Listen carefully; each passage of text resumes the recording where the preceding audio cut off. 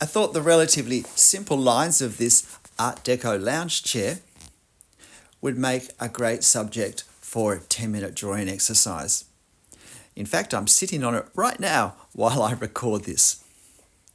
And in lots of ways it does, though surprisingly, this is actually the drawing that's taken me the longest in this series to do myself. But I'd basically drawn the outline of the chair in the 10 minutes, but I ended up doing a lot more hatching than I planned to do. I really was going to keep it a fairly outlined affair, but once I'd done that, I just kept going with the hatching to bring out the shape, the 3 dimensions of the chair a bit more. So this is a very good exercise for considering perspective with a non-architectural subject, because it really is a large enough box seen from an extreme enough angle that it is affected rather noticeably by perspective. It's also an interesting and a little bit challenging subject to draw with a pen, because we have rounded surfaces that aren't sharp, and so a straight line isn't going to work so much, particularly with these two what do you call them, things on the armrests to protect the wear and tear of the upholstery. And so how to create the effect of that rounder edge that shows up with the shadows particularly. And this is always the challenge when drawing with a pen, to create the effect of the edges that we have in life. Because while a pen is a great medium to use for a nice crisp, sharp edge, it is more challenging when the edges are more rounded. So you can see I'm using all sorts of marks to reference where I'm thinking things are going to go. And I was always planning to do a little bit of hatching, particularly on these covers on the arms. And I also want to convey the tassel as clearly as I can on the fronts of these armrest covers. So you're watching this in real time at this point, and I'm using a 0.3mm pen for this. Trying to find my way. And as you can see, for the perspective angles, I'm using my method to check my estimations. I like to put a dot to estimate where I think the perspective angle will take the line first, and then to check my observation, my estimations, before I actually commit to the line. And again, I'm not doing a hard, solid line there because I'm not sure that's going to be so well suited. While this lounge chair does have some fairly straight, clean lines, particularly where the seat cushion is, there is some indication of wear and tear of the effect of, or the people sitting on the cushion cover and their legs weighing down on the center of that cushion, and I'm trying to catch that as well in my final drawing. So careful observation here and cross-checking what I'm doing with the reference and making little adjustments. Always make the little adjustment unless it really makes no sense to in terms of the visual impact it's going to have. But particularly in these daily drawing exercises, it's good to put the right lines in because we're doing these to learn. We're doing these to improve our skills. We're doing these to keep current, if you like, the skills we're developed, but also to push those skills into new areas or new applications.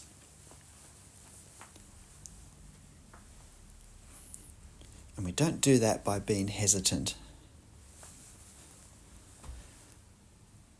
the freedom we have to make mistakes as we explore possibilities with our medium is one of the many benefits of these daily drawing exercises. And even though this took me 28 minutes to do in real time from start to finish, that's still not a huge time to commit to a drawing.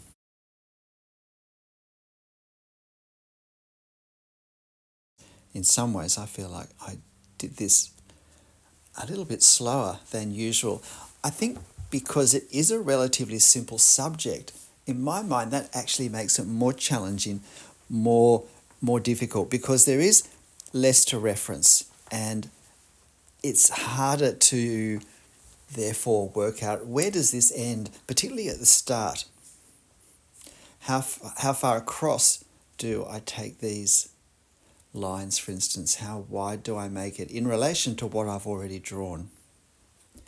And because of the angle, that does skew the perspective as well. I really have to observe carefully. And when do I draw the cushion? So here you see what I'm doing to get that corner. I'm lining it up with the armrest that I've already drawn. First in the reference, and then I find that same point in my drawing. And I've probably taken that back rest up just slightly too high. Maybe a couple of millimeters less would have worked better, I think.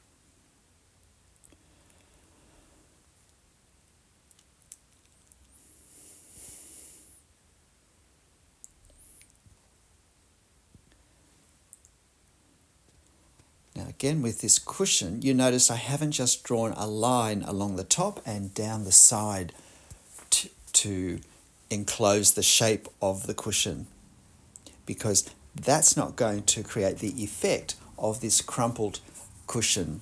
Well, crumpled might be a bit strong, but dimpled edges caused by the padding and made more obvious by the lighting. And so I need to allow breaks in that line to represent visually the breaks in the line that we have, and the points where there are slight curves as well that go in and out. And so not thinking lines but thinking marks is, I think, a far more helpful way of thinking, of understanding our process when we're drawing, even for something such as a cushion. I don't draw a line for the edge. Instead, I do a series of marks that capture the visual effect. In some ways, the cushion's a very good subject to explain the difference between drawing with lines, thinking of drawing with lines where we enclose shapes, and thinking of drawing with marks where we create visual effects that we see in our reference on our paper. Trying to get my perspective angles again.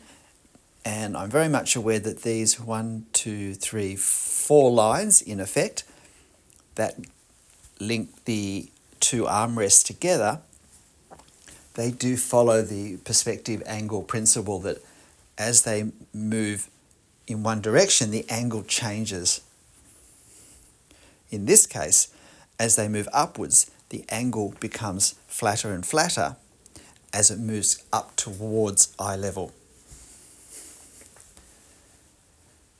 And I need to get that in place myself. Need to make sure that I don't just draw those lines parallel, but that I do slowly change the angle as they move up towards eye level.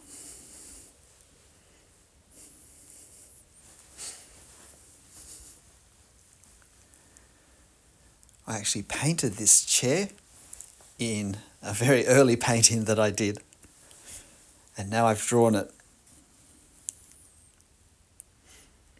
So we're getting close to the 10 minutes being up. I'm trying to work out now, where is this other armrest going to be?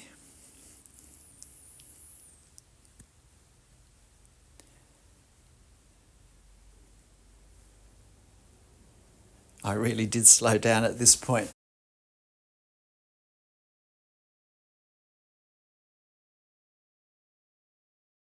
Now trying to work out where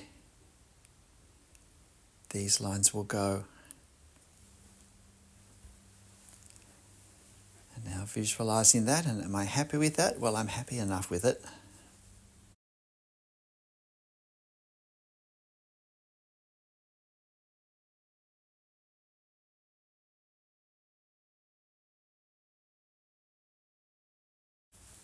Now there is a rounded edge on many of these seams where I think is a piping, enclosed piping.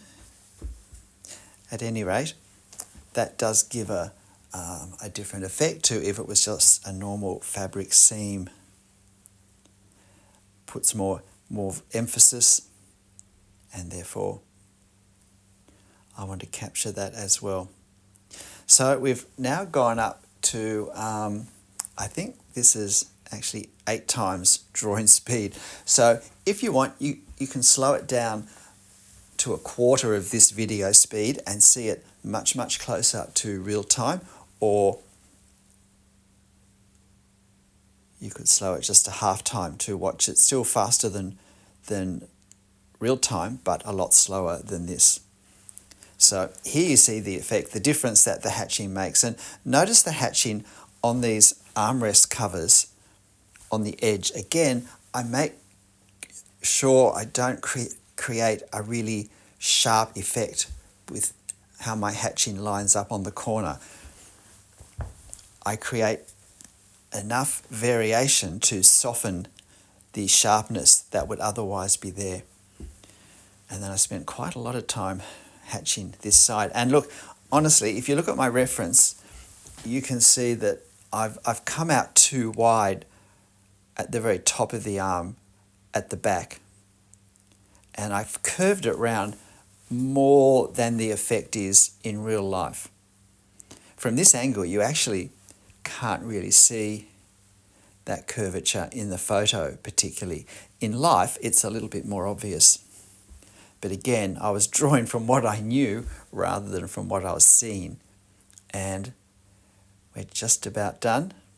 What do you think? Are you going to have a go? Of course, you'll find this photo on my channel community page if you'd like to have a go drawing this. And if you haven't hit the like button and you're enjoying this series, then please, why not do that for me? That would help me out, just trying to get the last of the hatching done, and then it's done. G'day, I'm Stephen Travers. Daily drawing exercises, great way to fast track our drawing improvement. Why not give it a go? But whatever you choose to draw, however you draw it, however it turns out, for whatever purpose you're drawing it for, make sure you have fun. I'll see you next video. Bye.